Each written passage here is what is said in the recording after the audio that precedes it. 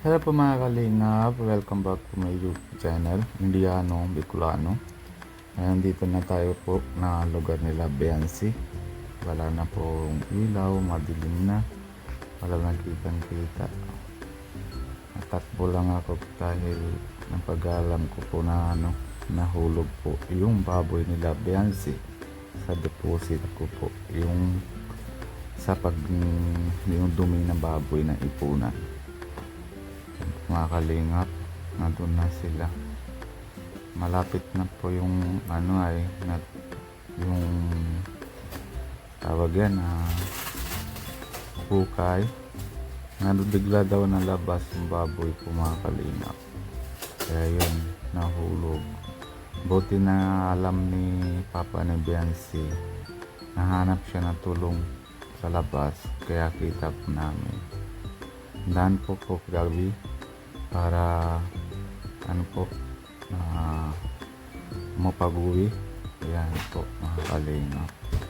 Pero nasama ko naman din si po naman tito ni Erika, kay isang pamangkin. Ayan. Ayun po, nababa na yung baboy.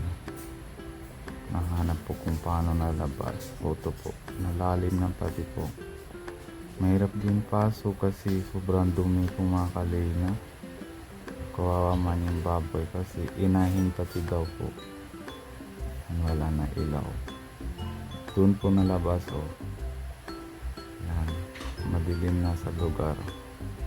Kaya po mga kalingap, ingay po na yung baboy, hindi narinig yung boses ko, kaya voice over na lang po tayo. Mga kalingap, mahirap din yung lalaki at hanap na paraan. Yan po tito ni Erika,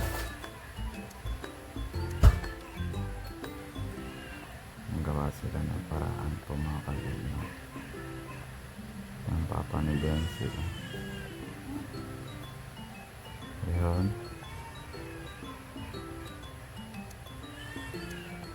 pinadaan lang po kami para mauwi kasi nakunin yung po motor ko sila tito ni Erika para na medyo ayos po,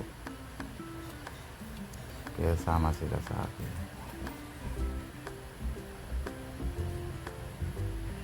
Yan. Grabe, wala kasi ilaw po mga kalingap sa sa tangkal nila Beansi, kaya madilim masyado. Isa pa medyo malayo po nila ng tiraan, saka yung alagaan nila baboy, malayo-layo yung lugar po. Yan.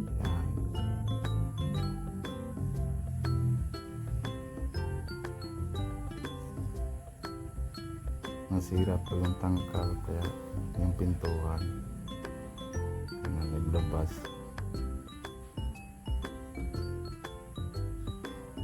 Madumi po baho, pati po yung papaman din yung tagatulong sa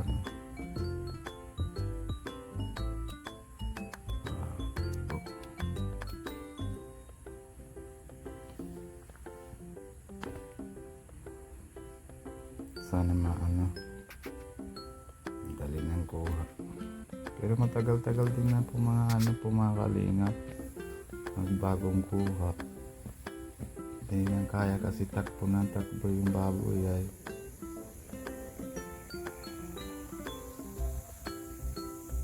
Kawawa man yung dalawa hindi niya kaya din sa isa baba pa po yung isa.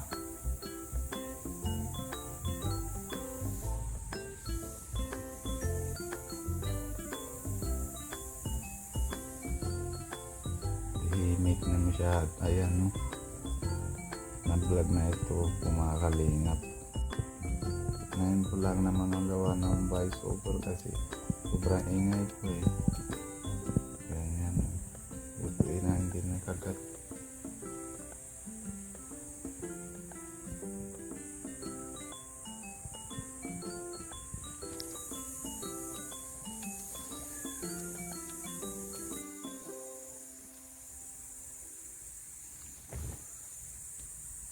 Yan.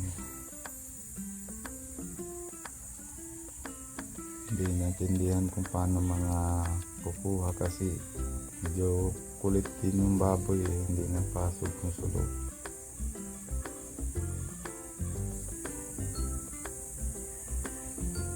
Kailangan madaming tali para malabas.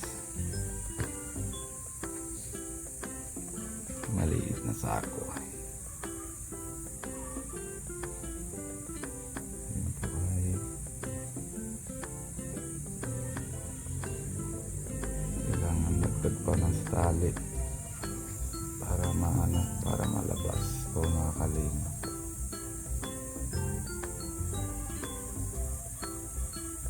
Pero ito vlog po ito mga kalingap, ilang araw na kasi hindi ako na-upload kasi hindi ayos yung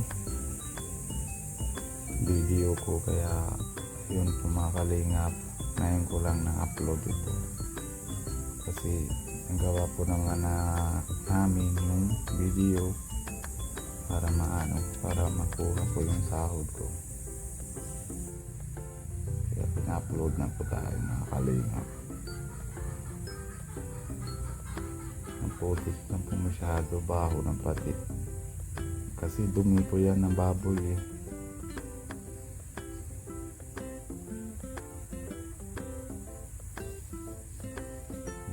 Hirapan na din si dalawa, hindi na nang liko-liko na po yung baboy eh.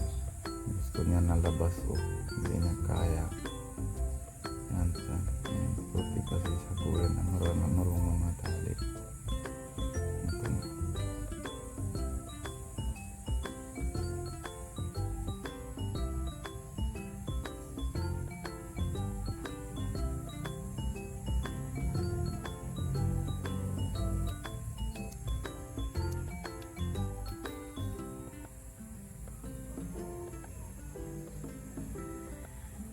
Hindi pa natapos yata yung deposit po, kaya hindi pa naman na siguro nahintay takpan. Yun na nangyari na.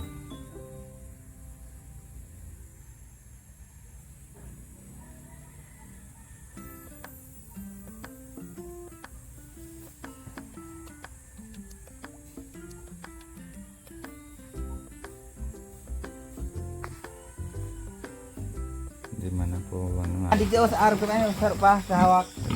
Para kayo may ikutan na rin. Sa arko mo. Sigot-sigutan mo. Tapos ano mo pa yun sa hawak. Sa hawak. Yan. Ay pa para matatlo. Yan. Garitong magakudlan sa kiluhan. Pag natali po sa sa sinasabit sa kiluhan. Sa kiluhan. Yan, kapag mo.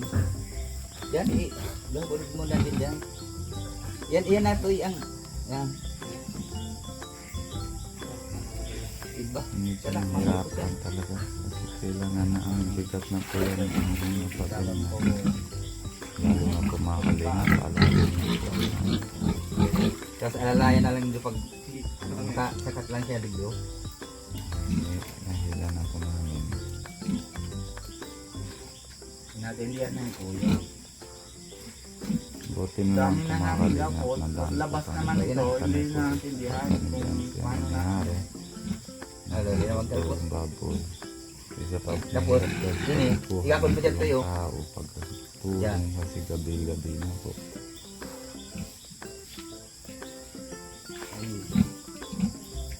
Talbagain na ro. Ay, mahilig sa hurihan. Sa ako ini na kanan sa ako. Mahilig sa hurihan. Mahilig ako sa Lalayan mo na lang. O, sige. Sige, man. Oh, One, two, three.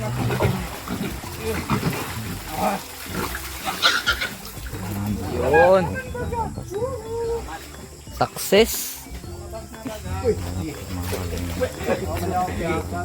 Oh, Pantay, kailangan ng mga bantay na tao para pre. huwag nangyari na. Salamat sa kaluwanan ng Kaya. Ayun po mga kalinga, palabas na. Naurig ni Beyonce. Kaso lang, nawawala. Oh, ito na. Agad, tinatali mo na lang kayo, kuya. Auto na. Hinahanap na. Sa kulungan niya.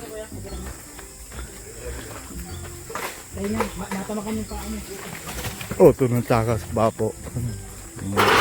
Auto na. Kasi kabig-kabig na po. Kakambaw, Ber. Lagi sa tabo. Dali. Hindi ako maano kasi hindi ako kain ng baboy.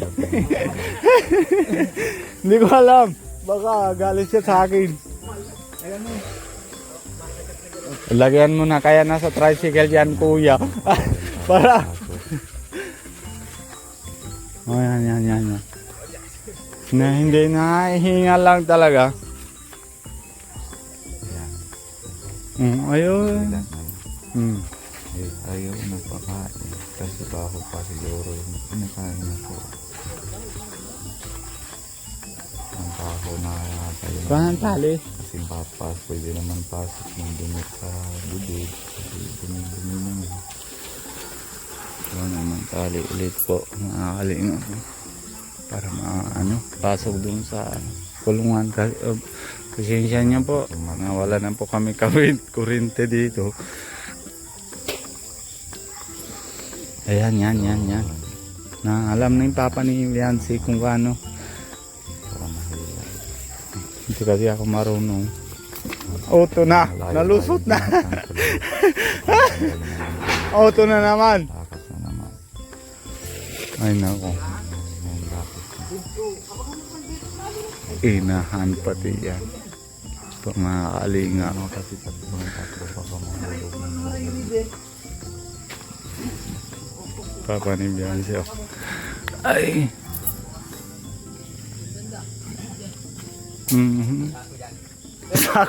Sako na naman.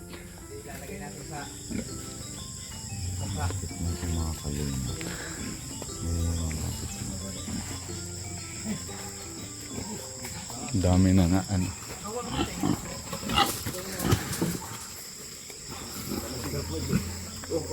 Oo. Sige.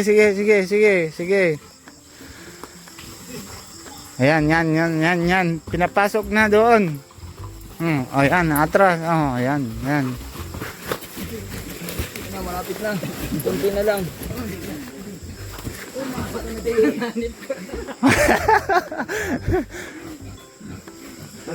Ayaw mo.